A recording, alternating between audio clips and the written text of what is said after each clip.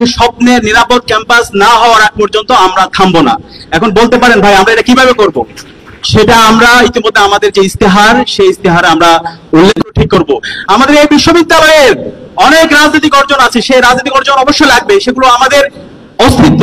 কিন্তু একই সাথে একটা বিশ্ববিদ্যালয়ের মূল কাজ কি?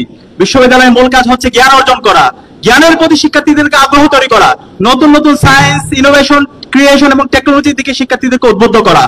এই বিশ্ববিদ্যালয়কে যেভাবে একাডেমিক একটা ইনস্টিটিউট হিসেবে গড়ে তোলা দরকার ছিল, সেটা আমরা দেখতে পাইনি। ইনশাআল্লাহ আমাদের প্রথম দাবি থাকবে, এবং আমরা এই বিশ্ববিদ্যালয়কে সর্বপ্রথম যে কাজটা করতে হবে, এখানে কোনো দলীয় বিবেচনা করে শিক্ষক নিয়োগ হবে না, শিক্ষক নিয়োগ হবে মেরিটোরিয়াসের ভিত্তিতে। একই সাথে আমাদের ক্লাসের মধ্যে আমরা যারা ছাত্ররা আছি, আমাদের শিক্ষকদেরকে আমরা পর্যালোচনা করতে পারি না। এই যে ক্লাসের মধ্যে আমরা শিক্ষক যারা আছে, শিক্ষকরা হবে আমাদের সিনিয়র স্কলার, আমরা যারা ছাত্ররা আছি আমরা হবো জুনিয়র স্কলার। শিক্ষকদের মূল্যায়ন সিস্টেম আমরা চালু করবো। আমাদের যে একাডেমিক মেল আছে, সেই মেলের মাধ্যমে আমরা আমাদের যে গবেষণা, ইন্টারন্যাশনাল, ন্যাশনাল যত ধরনের আমাদের পেপার আছে, সেই জার্নালগুলো অ্যাক্সেস থাকবে।